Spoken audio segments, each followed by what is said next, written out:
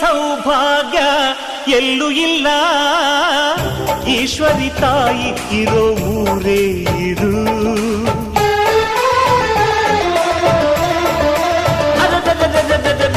ಇಲ್ಲಿನ ಆನಂದ ಎಲ್ಲೂ ಇಲ್ಲ.